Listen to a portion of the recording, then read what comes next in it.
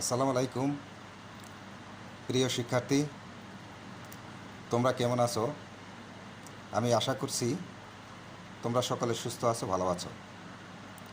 আমি মোহাম্মদ দেলোয়ার হোসেন, সহযোগী অধ্যাপক হিসাব বিজ্ঞান, সরকারি তিতুমির কলেজ। ইতিপূর্বে তোমাদের সাথে আমি ফোর্থ ইয়ারের ক্যাপিটাল স্ট্রাকচার নিয়ে একটা ক্লাস নিয়েছিলাম। ক্যাপিটাল স্ট্রাকচার, সেখানে আমার আলোচ্য সূচি ছিল capital structure, optimum capital structure, capital structure and financial স্ট্রাকচারের তুলনা, free cash flow, break even and indifference point, steps for calculating indifference point. আমরা এ বিষয়ে আলোচনা করেছিলাম এবং আমি তোমাদেরকে বলেছিলাম যে আমরা পরবর্তী ক্লাসে ব্রেক ইভেন পয়েন্ট, ইন্ডিফারেন্স পয়েন্টের উপরে আমরা অঙ্ক করব। ওই দিন শেষ করতে পারিনি। ফ্রি ক্যাশ ফ্লো উপরে তোমাদের ছোটো ছোটো অঙ্ক করেছিলাম এবং বলেছিলাম তোমরা বাসায় অঙ্ক করার জন্য। আশা করি তোমরা বুঝতে পেরেছো এবং অঙ্কগুলো করেছো। এখন আমরা সেই ক্যাপিটাল স্ট্রাকচারেরই ইনডিফারেন্স পয়েন্টের উপরে একটা অঙ্ক করব। সেই অঙ্ক করতে গিয়ে আমরা কেন করব বা ক্যাপিটাল স্ট্রাকচার আমরা কেন করি, বিগত ক্লাসে আমি বলেছি। আমরা এবং এই ক্যাপিটাল স্ট্রাকচার অনেকগুলো মূলধন উৎস, কোন উৎস থেকে আমরা মূলধন কালেকশন করব এবং কোন উৎস থেকে মূলধন কালেকশন করলে অপটিমাম ক্যাপিটাল স্ট্রাকচার হবে বা কালেকশন করলে কোম্পানির জন্য, প্রতিষ্ঠানের জন্য ভায়াবল হবে, আমরা সে বিষয়গুলো আলোচনা করেছিলাম। এখন আমরা অঙ্কের মাধ্যমে এটা প্র্যাকটিস করার চেষ্টা করব। আমি তোমাদের প্রথমেই একটা অঙ্ক নিয়ে আলোচনা করি। অঙ্কটা আমি আসলে সরাসরি অঙ্ক দিয়ে এবং অঙ্ক করা একটু জটিল হয়ে যায়, আমি পারছি না। তাই তোমাদের আগে অঙ্কটা আমি দিয়েছি, এরপরও তোমাদের আমি অঙ্কটা ফেসবুকে তোমাদের গ্রুপে দিয়ে দিব। আর এখন অঙ্কটা আমি একটু পড়ছি, তারপর আমি অঙ্কটা সমাধান করব। আমি একটু পড়ি, তোমরা একটু শোনো। XYZ limited has 20,000 common stock of the 100 each, aggregating the টাকা 20 লাখ, অর্থাৎ 20,000 শেয়ারের প্রতি শেয়ার 100 টাকা করে। ইট রিকোয়ার্ড এডিশনাল ক্যাপিটাল অফ টাকা 5 লাখ। কোম্পানি আরও অতিরিক্ত 5 লাখ টাকার দরকার। In order to raise such capital, it has 3 following alternatives. অর্থাৎ আমি এই 5 লাখ টাকা কালেকশন করব কোন উৎস থেকে, কিভাবে? বিভিন্ন উৎস থেকে টাকা কালেকশন করা যায়। যেমন এ নাম্বার আছে ইস্যুইং 5,000 কমন স্টক 100 ইচ, অর্থাৎ প্রতি শেয়ার 100 টাকা করে 5,000 শেয়ার ইস্যু করলেই 5 লাখ টাকা কালেকশন হয়। 2 নম্বর অল্টারনেটিভ বি, 10% ডেপ্ট অফ টাকা 5 লাখ, অর্থাৎ ডিবেঞ্চার ইস্যু করে আমি 5 লাখ টাকা কালেকশন করতে পারি। C, 10% preferred stock at the rate of টাকা 5 লাখ টাকা, অর্থাৎ আমি প্রিফারেন্স শেয়ার ইস্যু করেও 5 লাখ টাকা কালেকশন করতে পারি। Assume corporate tax rate is 50%, অর্থাৎ আমরা ধরে নিলাম অঙ্কটা করার জন্য আমরা মনে মনে চিন্তা করছি এটার কর্পোরেট ট্যাক্স হলো 50%। রিকোয়ারটা কী হলো দেখো, find out EPS under each of the 3 alternative if EBIT টাকা 5 লাখ, অর্থাৎ আমাকে যদি ইবিআইটি মানে হলো earning before interest and tax, যদি earning before interest and tax 5 lakh টাকা হয় তাহলে আমাকে ইপিএস নির্ণয় করতে বলছে। কোন তিনটা অল্টারনেটিভে, 3 অল্টারনেটিভ, ওই তিনটা এ বি সি। আমরা ইপিএস দেখব কোন অল্টারনেটিভ ইপিএসটা বেশি। 2 নম্বর হলো find out the level of EBIT at which financial manager would be indifference to alternative A and B, অর্থাৎ ইবিআইটি আমাকে ইনডিফারেন্স পয়েন্টে ইবিআইটির কোন লেভেলে ইনডিফারেন্স পয়েন্ট বের করতে হবে যা এ এবং বি এর, অর্থাৎ প্রজেক্ট এ এবং বি এর। এর আগে আমরা ইনডিফারেন্স পয়েন্টটা কিন্তু আলোচনা করেছিলাম। ইনডিফারেন্স পয়েন্ট জিনিসটা কি? ইনডিফারেন্স পয়েন্ট আমি বলেছিলাম তোমাদের, দুই বা ততোধিক অর্থায়ন পরিকল্পনায় ইপিএস সমান করার জন্য যেই পরিমাণ ইবিআইটি হয় নির্ধারণ করা হয়, অর্থাৎ দুই বা ততোধিক মূলধন কাঠামোর শেয়ারের প্রতি আয় সমান করার জন্য, দুই বা ততোধিক মূলধন কাঠামোর শেয়ারের সমান করার জন্য যে পরিমাণ ইবিআইটি দরকার হয়, তার মানে হলো এমন এমন ইবিআইটি, অর্থাৎ ওই পরিমাণ ইবিআইটি যেখানে একাধিক প্রজেক্টের ইপিএসটা সমান হয়। এটা আমরা গতদিন আলোচনা করেছি এবং তোমরা বুঝতে পেরেছিলে। এবং গতদিন আমি ইবিআইটির বিভিন্ন ফর্মুলা তোমাদের দিয়েছিলাম। দেখো এই যে ফর্মুলাগুলো ছিল কি, ইকুইটি অ্যান্ড ডেপ্টের সংমিশ্রণের যে ফর্মুলা একটা আছে, ইকুইটি এবং ডিবেঞ্চারের সাথে ডিবেঞ্চার এবং প্রিফারেন্স শেয়ারের একটা ফর্মুলা দিয়েছিলাম। তাহলে আমাদের এখন অঙ্কটা করতে হবে কিসের? এ এবং বি। এ বি কী ছিল? এ ছিল ইস্যুইং 5,000 কমন স্টক 100 ইচ, অর্থাৎ ইকুইটি, আর বি ছিল 10% ডেপ্ট অফ 5 লাখ, অর্থাৎ 5 লাখ টাকা 10% ডিবেঞ্চার। তাহলে সংমিশ্রণটা হলো ইকুইটি এবং ডিবেঞ্চারের। ইকুইটি এবং ডিবেঞ্চার, এইখানে আমাদের প্রথম যেই সূত্রটা দেওয়া আছে সেই সূত্রের আলোকে আমরা অঙ্কটা করব। আচ্ছা, তাহলে আমাদের প্রথম কাজটা কি? আমাদের প্রথম কাজটা হলো, দেখো আমাদের এই সলিউশন আমি করলাম। অল্টারনেটিভ এ আমাদের দেখব, প্রথম আমাদের কি আছে? আমাদের 20,000 কিন্তু কমন স্টক অলরেডি আছে, আর নতুন অর্থাৎ 20 লাখ টাকার 20,000 কমন স্টক আছে। নতুন আমার 5 লাখ টাকা দরকার। সেই 5 লাখ টাকা যদি আমি শেয়ার দিয়ে ইস্যু অফ শেয়ার করি, তাহলে আমার টোটাল ইকুইটি কী হয়? দেখো, টোটাল প্রজেক্টের টোটাল নাম্বার অফ শেয়ার হলো 20,000 অলরেডি আছে, আর 5 লাখ টাকার লাগে 5,000, টোটাল হলো কি 25,000। তাহলে আমি কী পাইলাম? Total number of equity project 1 বা প্রজেক্ট এ 25,000।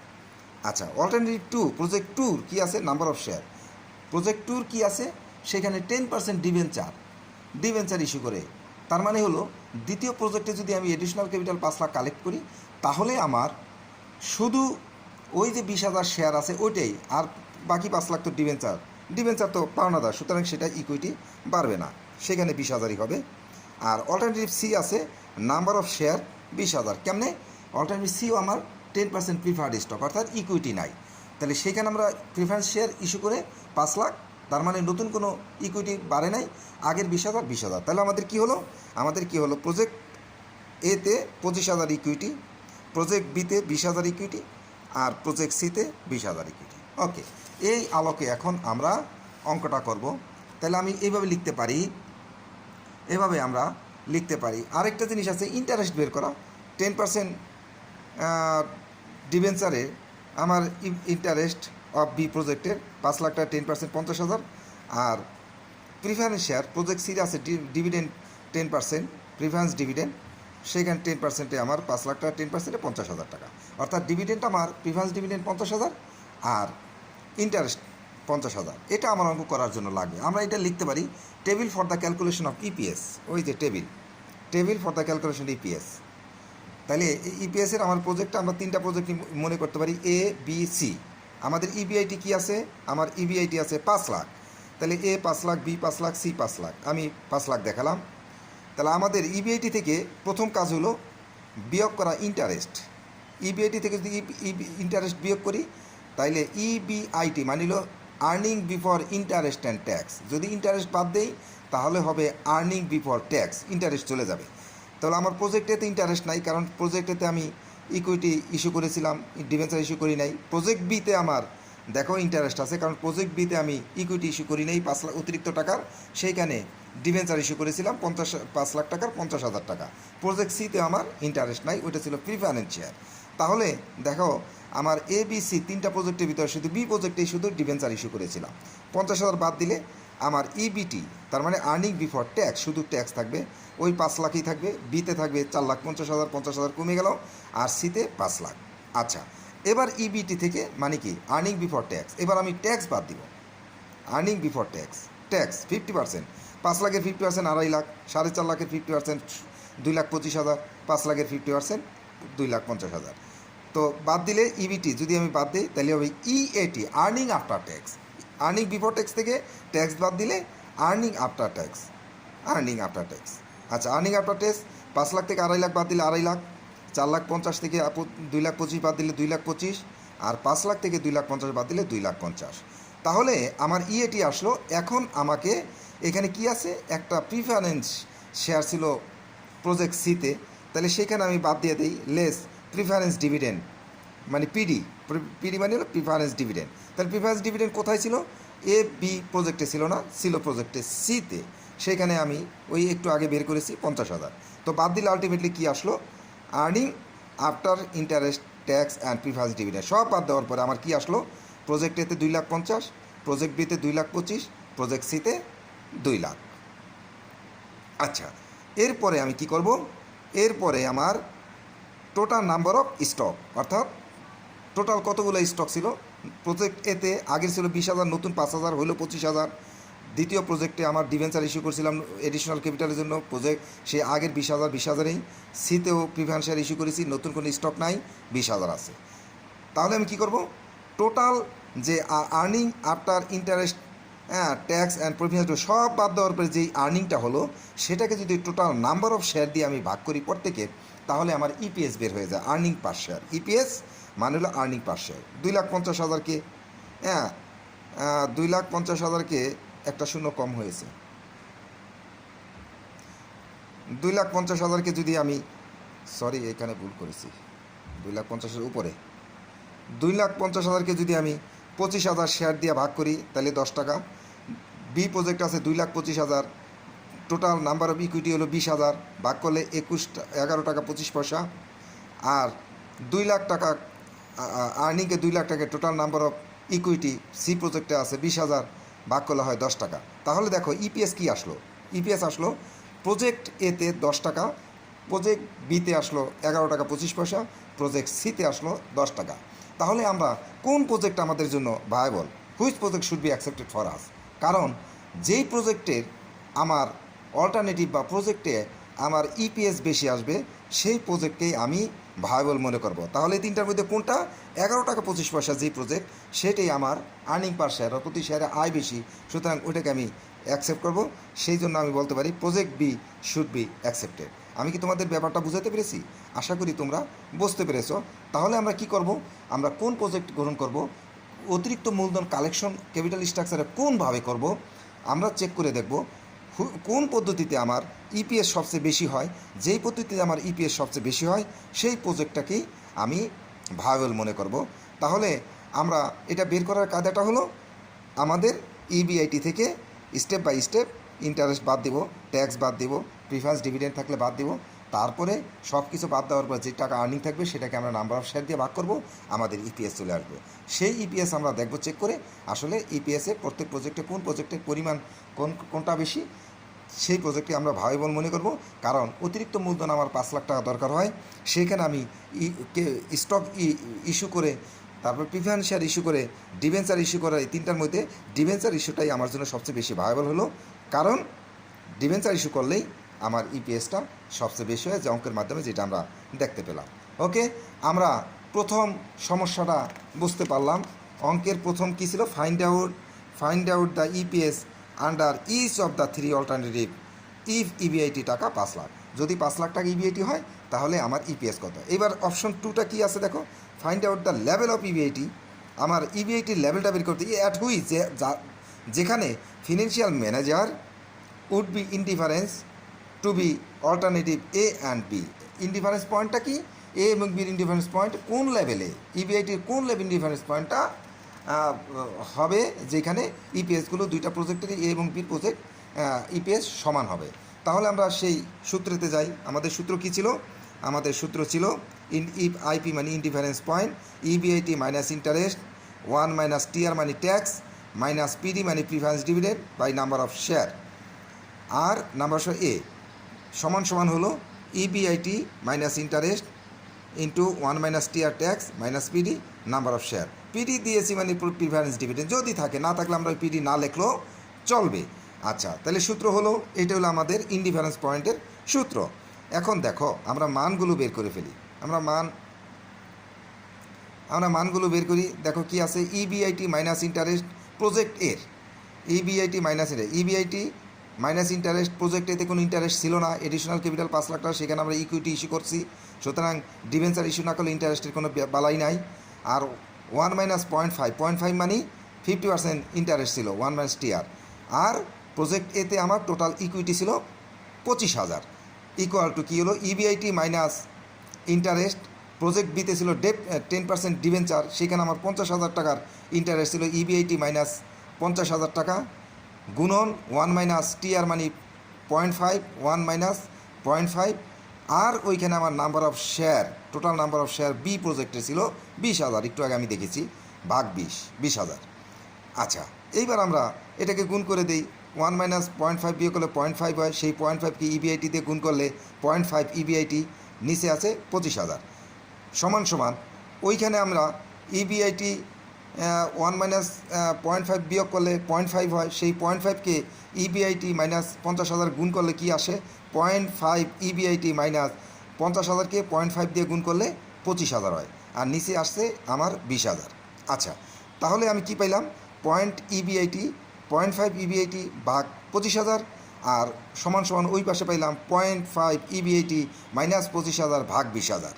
এবার আমরা একটু ছোটো করে দিই, 20,000 25,000 এটাকে ছোটো করা যায় যদি এই সমান সংখ্যক দিয়ে আমি গুণ করি।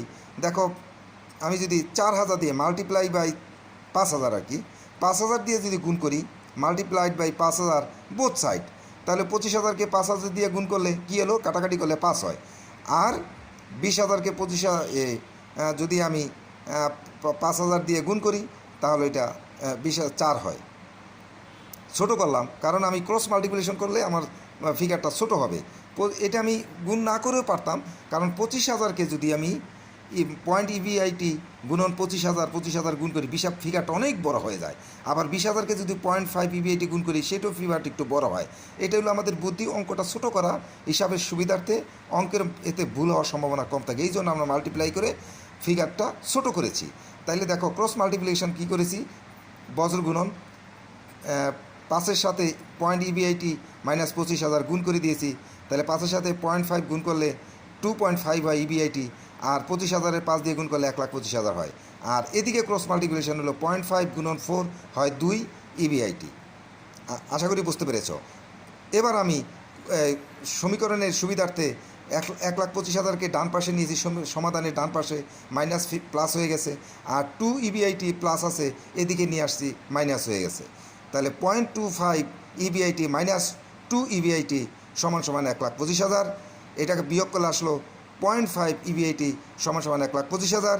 দ্যাট ইজ ইবিআইটি 0.5 দিয়ে যদি আমি এর ডান পাশে নিলে ভাগ হয়ে যায়, গুণকে ডান পাশে, সমীকরণের ডান পাশে নিলে ভাগ হয়ে যায়, যোগ চিহ্নকে ডান পাশে নিলে বিয়োগ হয়, বিয়োগ চিহ্নকে ডান পাশে নিলে যোগ হয়ে যায়, এরকম আমরা জানি।